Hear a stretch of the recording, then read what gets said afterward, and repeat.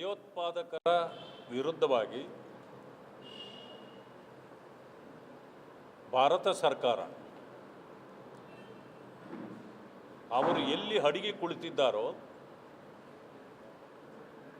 ಆ ಸ್ಥಳಗಳನ್ನು ಹುಡುಕಿ 9 ಸ್ಥಳಗಳನ್ನು ಟಾರ್ಗೆಟ್ ಪಾಯಿಂಟ್ ಮಾಡಿ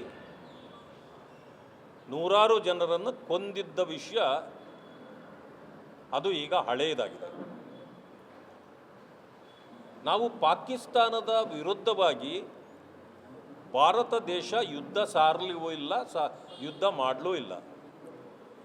ಆಗಿದ್ದೇನೆಂದರೆ ಕಳೆದ ತಿಂಗಳು 22ನೇ ತಾರೀಕು ನಮ್ಮ ನೆಲಕ್ಕೆ ಭಯೋತ್ಪಾದಕರು ಬಂದು 26 ಜನರನ್ನು ಧರ್ಮ ಕೇಳಿ ಅವರ ತಲೆಗೆ ಹೊಡೆದು ಸಾಯಿಸಿದರು ಅಂತಕ್ಕಂಥದ್ದು ದೇಶಕ್ಕೆ ಗೊತ್ತಿರತಕ್ಕಂಥ ವಿಚಾರ.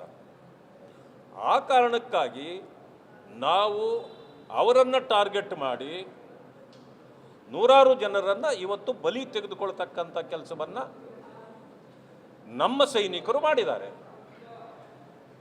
ಇದು ಪ್ರಾರಂಭ ಆದಾಗ ಅಲ್ಲಿನ ಪಾಕಿಸ್ತಾನ ಸರ್ಕಾರ ಭಯೋತ್ಪಾದಕರಿಗೆ ಬೆಂಬಲವಾಗಿ ನಿಂತು ನಮಗೆ ಸಪೋರ್ಟ್ ಮಾಡೋದನ್ನು ಬಿಟ್ಟು ಅವರಿಗೆ ಬೆಂಬಲವಾಗಿ ನಿಂತು ನಮ್ಮ ಕಡೆ ಅವರೂ ಕೂಡ ಟಾರ್ಗೆಟ್ ಮಾಡಿದ್ದು ಪ್ರಪಂಚಕ್ಕೆ ಗೊತ್ತಿದೆ. ಆ ಕಾರಣದಿಂದ ಬಹುಶಃ ಯುದ್ಧ ಕೂಡ ಪ್ರಾರಂಭ ಆಗಬಹುದು ಅನ್ನೋ ವಿಚಾರ ಬಂದಿತ್ತು. ಮೊದಲಿಗೆ ಕಾಂಗ್ರೆಸ್ನವರು ತಮ್ಮ ವಕ್ರ ಬುದ್ಧಿಯನ್ನು ಪ್ರದರ್ಶನ ಮಾಡಿದರು. ಮಾನ್ಯ ಮುಖ್ಯಮಂತ್ರಿಗಳು ನಮಗೆ ಯುದ್ಧ ಬೇಕಾಗಿಲ್ಲ, ನಾವು ಯುದ್ಧದ ಪರ ಇಲ್ಲ ಅಂದರು. ಇನ್ನೂ ಅನೇಕರು, ಪ್ರಿಯಾಂಕಾ ಖರ್ಗೆ ಅವರು ಹೇಳಿದರು, ಸಂತೋಷ್ ಲಾಡ್ ಅವರು ಹೇಳಿದರು, ದಿನೇಶ್ ಗುಂಡೂರಾವ್ ಹೇಳಿದರು, ಎಲ್ಲರೂ ಕೂಡ ಅದೇ ಲೈನಲ್ಲಿ ಮಾತಾಡಿದರು. ಆದರೆ AICC ಕೊನೆಯಲ್ಲಿ ಒಂದು ತೀರ್ಮಾನಕ್ಕೆ ಬಂತು, ಇದು ಒಂದು ಸಮಯ ನಾವು ಇದೇ ರೀತಿ ಹೋದರೆ ಈ ದೇಶದಲ್ಲಿ ನಮಗೆ ಉಳಿಗಾಲ ಇಲ್ಲ, ಜನ ನಮ್ಮ ವಿರುದ್ಧ ತಿರುಗಿ ಬೀಳ್ತಾರೆ ಅನ್ನೋದನ್ನು ಗಮನಿಸಿದ ಮೇಲೆ ಮೋದಿಜಿಯವರ ತೀರ್ಮಾನಕ್ಕೆ ನಮ್ಮ ಬೆಂಬಲ ಇದೆ, ನೀವು ಮುಂದುವರಿಯಿರಿ, ನಾವು ನಿಮ್ಮ ಜೊತೆಯಲ್ಲಿ ಸಹಕಾರ ಕೊಡ್ತೇವೆ ಅಂತಕ್ಕಂಥ ಮಾತನ್ನು ಹೇಳಿದ ಮೇಲೆ ಇಲ್ಲಿಯ ನಾಯಕರುಗಳು ಬಾಯಿ ಮುಚ್ಕೊಂಡ್ರು. ಆದರೆ AICC ಆಗಲಿ ಯಾರೇ ಆಗಲಿ ಇವರ ಮಾತುಗಳನ್ನು ಖಂಡಿಸಲಿಲ್ಲ. ಅಂದಮೇಲೆ ಏನರ್ಥ? ಮುಖ್ಯಮಂತ್ರಿಗಳ ಮಾತನ್ನು ಖಂಡಿಸಿದ್ದಿದ್ರೆ ಅವರ ಸ್ಟ್ಯಾಂಡ್ ಸರಿ ಅಂತ ಹೇಳ್ಬೋದು. ಆದರೆ ಅವರು ಇಬ್ಬಗೆಯ ನೀತಿ ಇದೆ, ಡಬಲ್ ಸ್ಟ್ಯಾಂಡರ್ಡ್ ಇದ್ದಾರೆ. ಒಂದು ಕಡೆ AICCನವ್ರು ಹೇಳ್ತಾರೆ ನಮ್ಮ ಸಪೋರ್ಟ್ ಬೆಂಬಲ ಇದೆ ಅಂತ, ಈ ಕಡೆ ಸೆಕೆಂಡ್ ಲೈನ್ನವ್ರನ್ನ ಎತ್ತಿ ಕಟ್ಟಿ ಅವರ ಮನಸ್ಥಿತಿಯನ್ನು ಪ್ರದರ್ಶನ ಮಾಡ್ತಿದ್ದಾರೆ. ಮೊದಲು ಒಂದು ಯಾವತ್ತು ಸರ್ಜಿಕಲ್ ಸ್ಟ್ರೈಕ್ ಆಯಿತೋ ಪುಲ್ವಾಮಾ ದಾಳಿಯ ವಿಚಾರದಲ್ಲಿ, ಅದನ್ನು ಒಬ್ಬ ಅವರ ಸ್ಪೋಕ್ಸ್ ಪರ್ಸನ್ ವಕ್ತಾರ ಹೇಳ್ತಾನೆ, 4 ಗಿಡಕ್ಕೆ ಗುಂಡು ಹೊಡೆದು ಸರ್ಜಿಕಲ್ ಸ್ಟ್ರೈಕ್ ಆಯಿತು ಅಂತನ್ನೋ ಮಾತನ್ನು ಹೇಳ್ತಾರೆ ಇವರು ಅಂತ ನಮ್ಮ ಮೇಲೆ ಆಪಾದನೆ ಮಾಡಿದರು. ಈಗ ಸರ್ಜಿಕಲ್ ಸ್ಟ್ರೈಕ್ ಯಾಕಾಯಿತು, ಅಲ್ಲಿ ನೀವೇ ಮಾಡಿಸಿದ್ದೀರಿ ಅನ್ನೋದನ್ನು ಕೂಡ ಕಾಂಗ್ರೆಸ್ನವರು ಹೇಳಿದರು, ಅದಕ್ಕೆ ಸಾಕ್ಷಿ ಕೇಳಿದ್ರು. ಈಗ ಪಾಕಿಸ್ತಾನದ ಮಂತ್ರಿ ಒಪ್ಕೊಂಡಿದ್ದಾರೆ, ಅದಕ್ಕೆ ನಾವೇ ಕಾರಣ, ನಾವೇ ಮಾಡಿಸಿದ್ದು ಅಂತ. ಈಗ ನಿಮ್ಮ ಮುಖ ಮತ್ತು ನಿಮ್ಮ ತಲೆಯನ್ನು ಎಲ್ಲಿಟ್ಕೊಳ್ತೀರಿ ತಗೊಂಡೋಗಿ?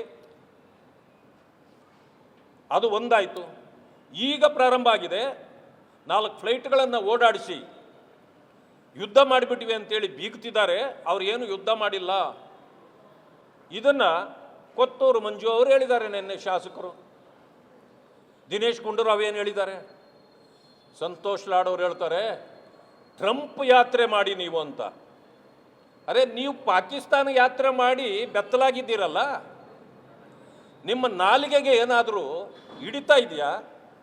ನಿಮ್ಮ ಹೊಲಸು ನಾಲಿಗೆಗಳನ್ನು ಎಲ್ಲಾದರೂ ಆಸ್ಪತ್ರೆಯಲ್ಲಿ ಹೋಗಿ ಸ್ವಲ್ಪ ತೊಳಸ್ರಿ ಅದನ್ನು. ಯಾಕೆ ಇಲ್ಲದ್ದನ್ನು ಮಾತಾಡಿ ಜನರ ಕೆಟ್ಟ ಅವರ ಕೋಪಕ್ಕೆ ಗುರಿಯಾಗ್ತಿರ್ತೀರಿ?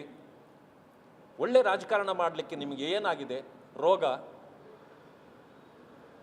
ಇದನ್ನು ನಾನು ಕೇಳಲಿಕ್ಕೆ ಬಯಸ್ತೇನೆ. ಕಾಂಗ್ರೆಸ್ಸು ಇವಿಷ್ಟು ಜನ ಯಾರು ಏನೇ ಮಾತಾಡಿದರು ಅವರನ್ನು ಖಂಡಿಸೋದಿಲ್ಲ, ದಂಡಿಸೋದಿಲ್ಲ. ಅಂದಮೇಲೆ it is A Congress stand. Congress ತನ್ನ ವಕ್ರ ಬುದ್ಧಿಯನ್ನು ಬಿಟ್ಟಿಲ್ಲ. ಅವರು ಕೇಳುವ ಒಂದೊಂದು ಪ್ರಶ್ನೆ, ಪ್ರಿಯಾಂಕಾ ಖರ್ಗೆ ಅವರಿರ್ಬೋದು, ಸಂತೋಷ್ ಲಾಡ್ ಅವರಿರ್ಬೋದು, ಮಂಜುನಾಥ್ರವ್ರು ಇರ್ಬೋದು, ಅಥವಾ ಇನ್ಯಾರೇ ಇರ್ಬೋದು, ಇದು ಒಂದು ಕ್ಷುಲ್ಲಕ ಚಿಲ್ಲರೆ.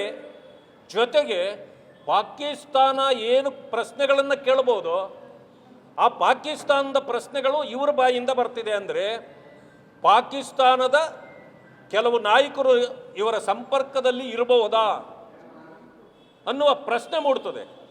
ಆ ಕಾರಣದಿಂದ ನನಗನ್ನಿಸ್ತಾ ಇರತಕ್ಕಂಥದ್ದು ಇವರು ಪಾಕಿಸ್ತಾನದ ಪರವಾಗಿ ನಿಂತಿದ್ದಾರೆ. ಆದರೆ ನಾನು ಇನ್ನೊಂದು ಮಾತು ಹೇಳಲಿಕ್ಕೆ ಬಯಸ್ತೇನೆ. ಬಹುಶಃ ಇವರು ನಾವು ಪಾಕಿಸ್ತಾನದ ಪರವಾಗಿ ಮಾತಾಡಿದರೆ ಇಲ್ಲಿಯ ಮುಸ್ಲಿಂ ಬಾಂಧವರು ನಮ್ಮನ್ನು ಒಪ್ಪಬಹುದು ಅಂತ ಅವರು ಅಂದ್ಕೊಂಡಿದ್ದಾರೆ. ಆದರೆ ಇದು ನಾನು ಹೇಳ್ತೇನೆ, ಇಲ್ಲಿರ್ತಕ್ಕಂಥ ಮುಸ್ಲಿಂ ಬಂಧುಗಳು ಅವರು ಭಾರತೀಯರು, ಅವರು ಭಾರತೀಯ ಪರವಾಗಿದ್ದಾರೆ. ಇವತ್ತು ನೀವು ನೋಡಿರ್ಬೋದು, ಎಲ್ಲಿ ನೋಡಿದರೂ ಭಾರತ್ ಮಾತಾ ಕಿ ಜೈ ಅಂತ ಹೇಳ್ತಿದ್ದಾರೆ. ಅವರು ಟೆರರಿಸ್ಟ್ಗಳನ್ನು ಒಪ್ಪೋದಿಲ್ಲ, ಆ ಭಯೋತ್ಪಾದಕರನ್ನು ಮಟ್ಟ ಹಾಕಿ ನಾವು ಕೂಡ ಬರ್ತೇವೆ ಅಂತಕ್ಕಂಥ ಮಾತನ್ನು ಹೇಳ್ತಿದ್ದಾರೆ.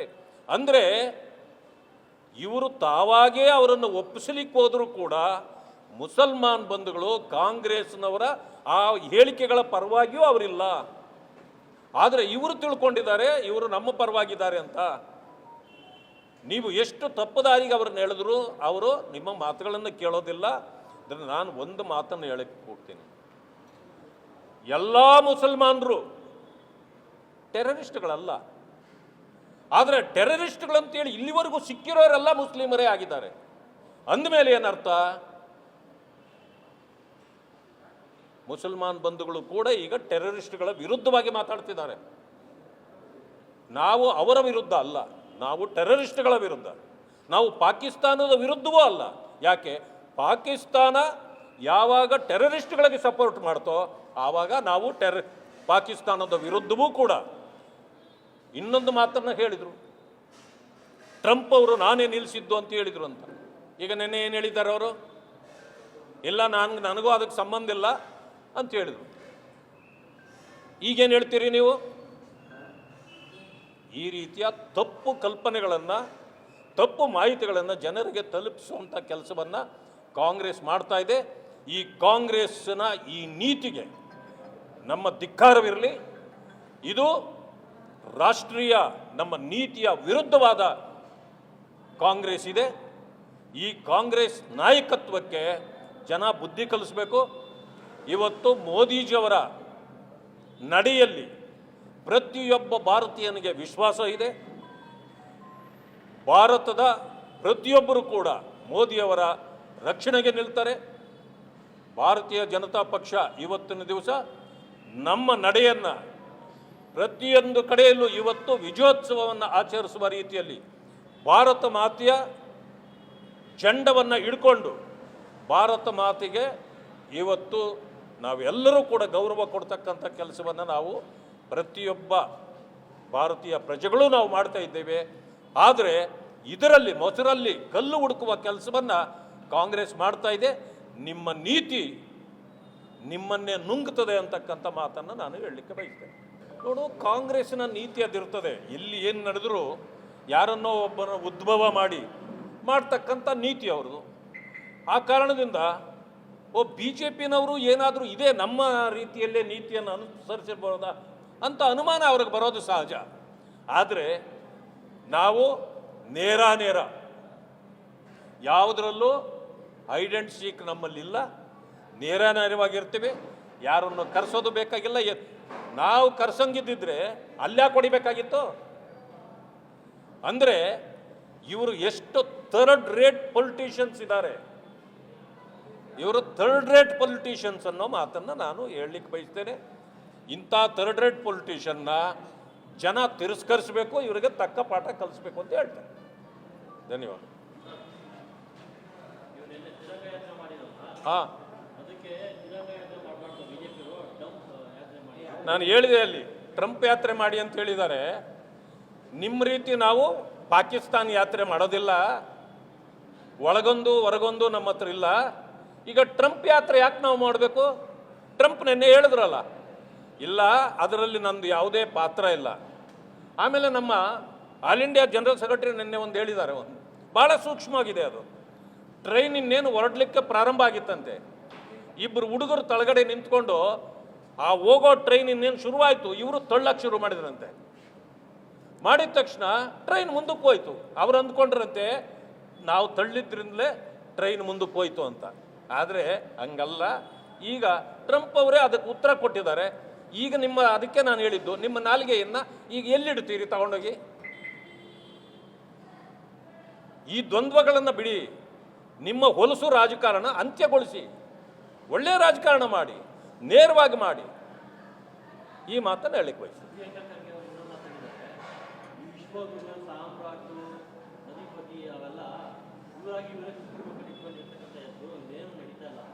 ನೋಡಿ, ಇಂಥ ಚಿಲ್ಲರೆ ಜನರಿಗೆ ನಾವು ಉತ್ತರ ಕೊಡಲ್ಲ.